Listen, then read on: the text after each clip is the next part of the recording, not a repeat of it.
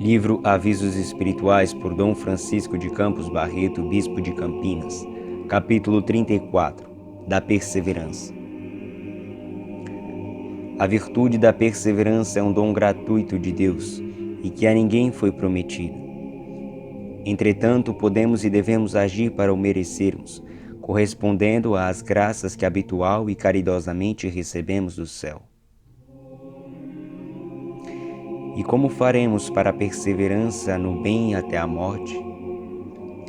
O cristão que conhece suas fragilidades e que tem grande confiança em Deus, não desperdiçando nenhuma das graças destinadas à sua santificação, entrega-se a uma vida piedosa que, vivificada pela oração contínua e pela recepção dos sacramentos, o afastará do perigo do pecado e o fortificará na prática de todas as virtudes. Procura, quase como obrigação, estabelecer um regulamento de vida, onde o tempo é aproveitado e dividido entre o trabalho e a oração. Vigiai e orai para não cairdes em tentação, disse Nosso Senhor. Nessa persuasão, o cristão piedoso, frequentando a Santa Missa, procura todos os dias fazer a sua meditação, a oração da manhã e da noite, a reza do Santo Terço e a leitura espiritual. É muito bom que se leia também o Novo Testamento, assim como é de grande utilidade a leitura da vida dos santos, principalmente para edificação pessoal e para levantar o espírito de alguma prostração ou pouca vontade que às vezes o demônio nos sugere para perturbar a perseverança de nossos bons propósitos, paralisando assim o progresso de nossa vida espiritual.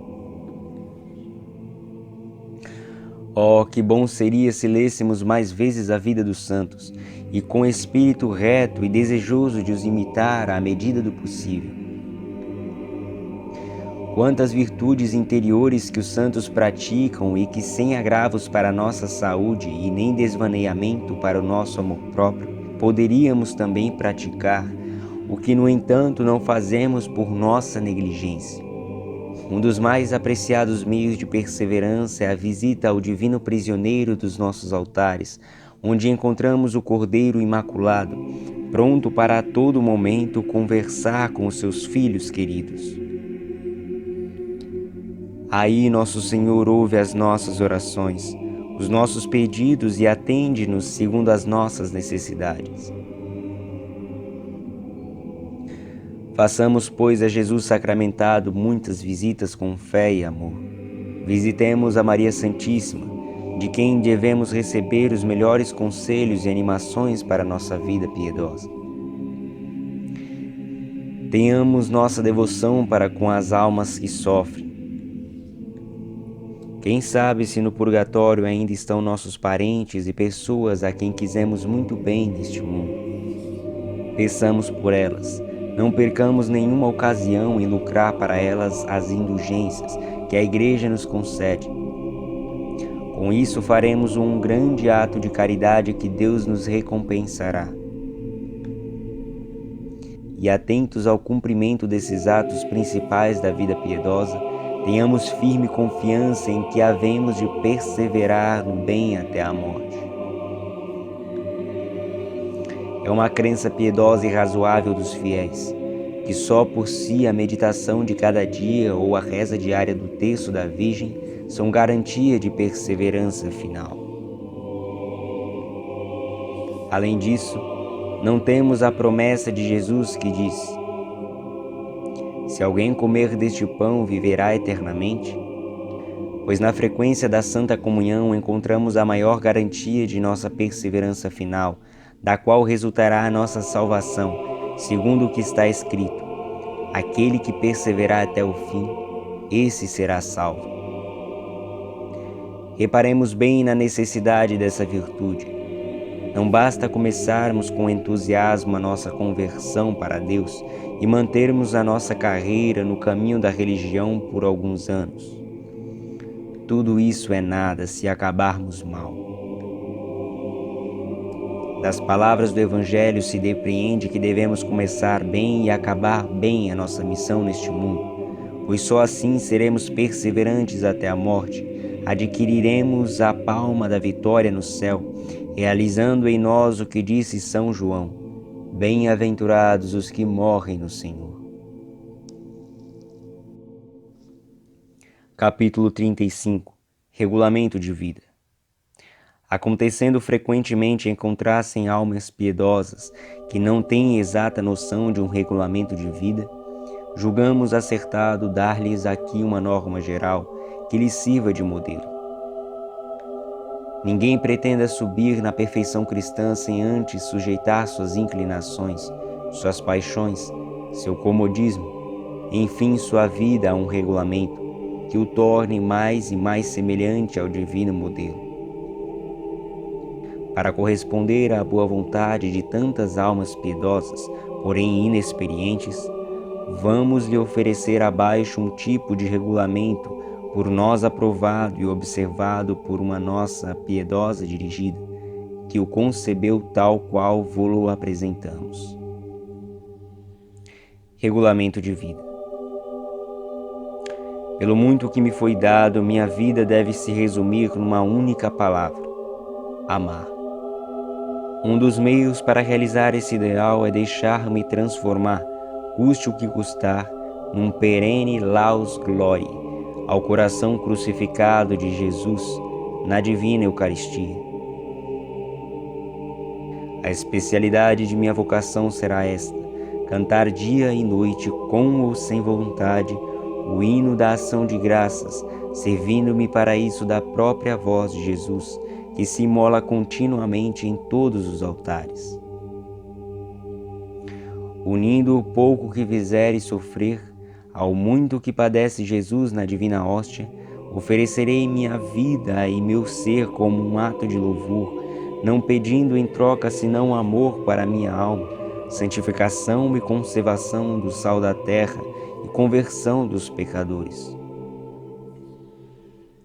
Trabalhando sempre para esse fim, proponho começar uma vida nova, com a graça de Deus, auxílios de Maria Santíssima, São José e do Pai espiritual, cujo regulamento será de conformidade com a aprovação deste último. Crux et amor. Qui regula vivit, Deo vivit. Hymnum novum cantemos, Deo nostro. Cada dia. Primeiro, de manhã.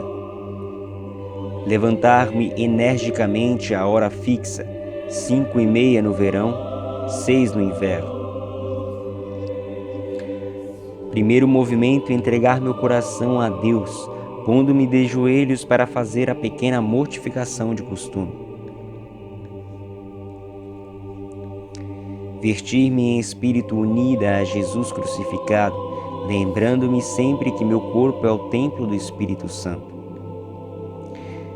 Deixar meu quarto sempre em ordem, fazer antes de sair a oração da manhã, ouvir a Santa Missa diariamente, sendo possível, e fazer diligência para não perder a comunhão sem motivos graves. Uma vez na igreja, não dirigir meus olhos senão para Jesus, evitar toda conversa, maxime no coro, ainda mesmo fora das funções divinas. Fazer meia hora de meditação. Durante o dia, ao meio-dia rezar o Ângelus e o Terço. Às 3 horas fazer 20 a 30 minutos de leitura espiritual. Fazer uso frequente de jaculatórias, principalmente ao soarem as horas. Visitar o Santíssimo Sacramento, ao menos em espírito. Nada comer fora das refeições. Fazer a via sacra sendo possível. À noite, rezar a oração da noite em comum, exame de consciência, etc. Incluir nas devoções de costume a devoção de rezar em honra da virginal pureza de Maria Santíssima 3 Ave-Marias, segundo a posição de Gemma Galgani, para eu alcançar a pureza que Nosso Senhor quer de mim. Enviar meu anjo custódio ao tabernáculo, onde Jesus foi mais esquecido e desrespeitado, para o visitar por mim, pedir-lhe perdão e renovar-lhe a doação de todo o meu ser. Deitar-me à hora certa, 10 horas, com os sentimentos que eu quisera ter na hora da morte. Cada semana, confessar-me num dia fixo, sendo possível, às sextas-feiras, dia de reparação, não deixar de fazer a via sacra. Aos sábados, rezar o rosário e fazer alguma mortificação em honra de Nossa Senhora. Cada mês, na última quinta-feira, fazer o retiro mensal do seguinte modo. Primeiro, 3 meditações, de manhã, à tarde e à noite. Segundo, comunhão com meia hora de preparação e meia hora de ação de graças. Terceiro, visitar o Santíssimo, fazer a via sacra, terço, etc. Quarto, examinar sobre a prática das virtudes e resoluções tomadas. Quinto, guardar o silêncio quando não houver necessidade de falar. Sexto, fazer a hora santa das 11 horas à meia-noite. Sétimo, fazer o ato de preparação para a morte. Regras gerais. Primeiro, o móvel de todas as minhas ações deve ser o amor. Mihi vivere Christus est. Portanto, fugir de tudo quanto seja pecado, leituras profanas, como romances, jornais e revistas, divertimentos e passatempos mundanos. Segundo, aplicar-me à prática da humildade, que é base de toda a vida cristã. Proceder em toda e qualquer circunstância como uma legítima antila domini, resignando-me à vontade de Deus em tudo. Não falar de mim, nem bem nem mal. Terceiro, ser caridosa, evitar discussão, vigiar minha língua, ser paciente, tudo sofrer dos outros, mas nunca fazer outrem sofrer. Devo ver nas criaturas o próprio Deus. Quarto, o espírito de mortificação é uniforme para a escola de Deus. Como não posso fazer grandes coisas, devo mortificar-me nas pequeninas ocasiões e passar despercebido. Não me queixar da comida, da temperatura. Nunca dizer não gosto. Privar-me-ei de alguma glodice para contentar a Jesus crucificado. Guerra aos sentidos externos e morte à minha vontade. Quinto, alegre, amável e diligente para todo serviço, anjo das pequeninas atenções para nunca recusar, ainda que me custe sacrifícios. Sexto, combater a ociosidade, porém tudo fazer com calma, recolhimento e pureza de intenção. Cada ação deve ser rubricada com o amor de Jesus. Sétimo, franqueza e independência, não dar ouvidos ao mundo. Oitavo, enfim subir sempre, abandonando-me à ação da graça, confiança na proteção de Maria Santíssima, São José, Santa Teresa, Anjo da Guarda, Teresinha, Gemma e Elizabeth. Em tudo devo mostrar-me esposa zelosa e ciumenta da glória de meu Jesus. Amém. Capítulo 36. Normas cristãs. Primeiro, o bom cristão todos os dias, de manhã e à noite, ajoelhando-se diante de Jesus crucificado ou de uma imagem de Nossa Senhora, fará as suas orações para bem começar e melhor acabar o seu dia. Se isso, porém, não puder, reza ao menos um Padre Nosso a Jesus crucificado, 3 Ave Maria, a Nossa Senhora e o Credo. Pela manhã, oferecendo a Deus todas as obras do dia, à noite examina a consciência, fazendo um ato de contrição, como se estivesse a ponto de morrer.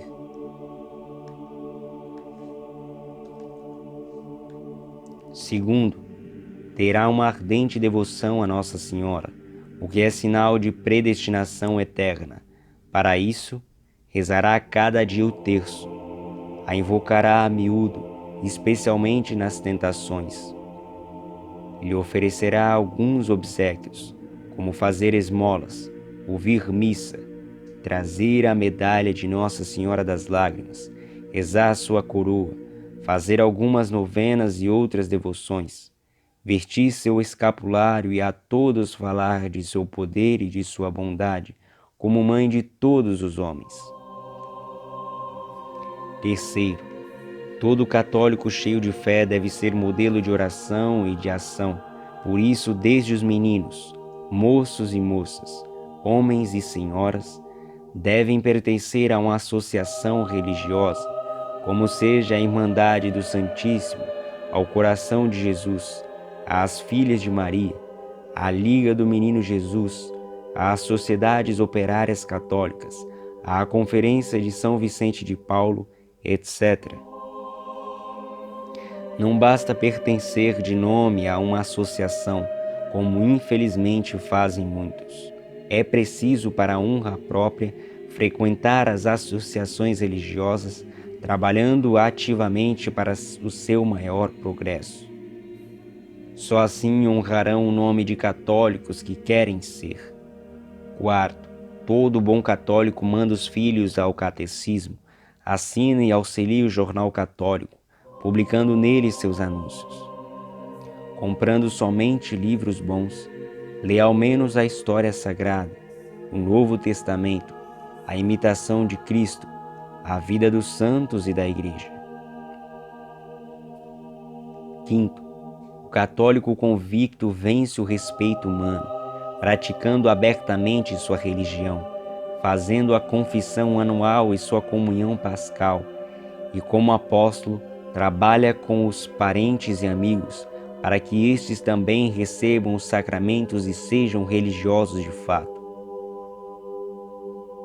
Sexto, o católico consciente de seu dever concorre com o seu trabalho e as suas esmolas em bem das casas de caridade, dos hospitais, dos orfanatos e escolas pobres, sendo escrupulosos em não concorrer para a vida das instituições sectárias, que em geral trabalham para roubar a fé do povo. Sétimo, o católico cheio de nobreza não fala e não permite que falem mal da religião e dos seus ministros, ou que critiquem os seus atos. Procurará antes ser obediente aos ensinamentos da Igreja, que fala pela boca dos seus sacerdotes. Oitavo, o católico digno desse grande nome se afastará dos maus companheiros, dos jogos e divertimentos perigosos. Nunca comerá ou beberá demais, nunca estará ocioso, nem escandalizará o próximo. Nono, por ser pecado, grave ou leve segundo as circunstâncias, ninguém pode assinar ou ler jornais e livros que escrevem contra a religião. Ninguém pode vestir-se indecentemente, frequentar piscinas públicas, assistir a teatros, cinemas e bailes, que possam ser causa de pecado. Nem terão em casa estátuas ou pinturas que ofendam a moral. Décimo, ninguém pode chamar pessoas ignorantes e supersticiosas para as benzeduras ou outras tolices condenadas pela Igreja, e pelo bom senso, nem procurará adivinhos e cartomantes para contarem o futuro que só a Deus pertence. Ninguém pode negar a outros a liberdade de praticar a religião católica, nem proibir um doente de receber os sacramentos para bem morrer. Finalmente, nenhum católico deve deixar de oferecer orações pelos seus parentes mortos, assim como o santo sacrifício da missa. 11. Todos os católicos, enfim, dando um sinal de pertencer à verdadeira Igreja, viverão como irmãos, de acordo com a proclamação de Jesus. O sinal pelo qual sereis reconhecidos como meus é a caridade que tereis uns para com os outros. São João. Essa caridade é que dá vida e força à Igreja Católica, pois se assim não fosse, ela já teria perecido consoante as palavras do Divino Mestre. Todo reino dividido contra si mesmo tem que desaparecer. 12. O que deve fazer o cristão quando se achar em perigo de morte? Deve chamar o padre para receber os santos sacramentos da confissão, comunhão e extrema-unção. Se não houver padre, fará muitos atos de fé, esperança, caridade e contrição dos pecados, com o desejo de se confessar se pudesse, invocando também muitas vezes os nomes de Jesus e Maria. 13. Na família. Os pais lembrem-se do grave dever que têm de dar bom exemplo aos filhos e de cooperarem para a boa harmonia e estabilidade da família, formando-a cristamente contra toda ideia de dissolução pelo maldito divórcio, cancro social, desgraça dos esposos e infelicidade dos filhos. 14. Os pais cuidarão da educação religiosa dos filhos, mandando-os à missa, ao catecismo e a colégios católicos. Por isso não se compreende certos católicos que mandam seus filhos a qualquer escola sem religião, e até protestantes. É falta grave entregar os filhos a colégios sem religião, onde os jovens se arriscam a perder a fé. 15. Os pais não podem impedir a vocação religiosa dos filhos, e tratando-se de casamentos, vigiem e aconselhem os mesmos para não errarem em assunto tão importante. Convém evitar os casamentos entre parentes. E os católicos saibam que lhes é proibido casarem-se com gente de outra religião. Os casamentos entre parentes necessitam primeiro de uma dispensa do Santo Padre, dada na Cúria Diocesana. 16. A família religiosa frequenta os sacramentos, entroniza a imagem de Jesus crucificado ou do Sagrado Coração de Jesus e se entrega à proteção de Nossa Senhora, como garantia de sua paz neste mundo e de sua felicidade no outro. Oxalá pudéssemos ver de novo a oração em comum nas famílias, como faziam os nossos maiores. 17. Na política. Como cidadãos, os católicos, homens e mulheres, sejam conscientes do seu dever. Nunca devem seguir chefes políticos sem religião ou inimigos da Igreja. Nunca venderão o seu voto, o que constitui um ato deprimente ao seu patriotismo, e nunca votarão em inimigos da religião, porque estes, sem crença nem temor de Deus, no governo serão prejudiciais à Igreja e à nação. Por isso, os católicos que votam em candidatos inimigos de Deus pecam gravemente e são responsáveis pelas leis más que estes criarem em prejuízo da religião e do país. Se tantas nações hoje são infelizes, é por causa dos seus maus governos, entregues a homens egoístas, sem temor de Deus, e que talvez estejam no governo por culpa dos católicos que ou votaram neles ou deixaram de votar em outros bons candidatos, por isso mesmo derrotados. Conforme as circunstâncias, deixar de votar ou votar em um mau candidato sem religião, inimigo da Igreja, é pecado maior ou menor. Daí concluímos que os católicos, em ocasião de eleição, não podem ficar em casa. São obrigados a votar e votar bem. E terminamos exortando os católicos a nunca negarem sua valiosa cooperação ao governo do país, porque uma recusa nesse sentido dará ocasião a que acatólicos ou homens sem fé assumam posições e atitudes governativas em prejuízo da Igreja, das almas e da pátria estremecida. Capítulo 37. Remate. Às minhas piedosas dirigidas. Não deveis estranhar que eu acabe por onde os outros começam. Cheguei finalmente ao remate dessas pequeninas páginas, nas quais, se não há novidade, há entretanto todo o meu coração, desejoso de cooperar convosco na obra importantíssima da vossa salvação. Errastes se de um fôlego percorrestes este livrinho, cujos ensinamentos para a vossa utilidade devem ser lidos e meditados segundo as vossas necessidades.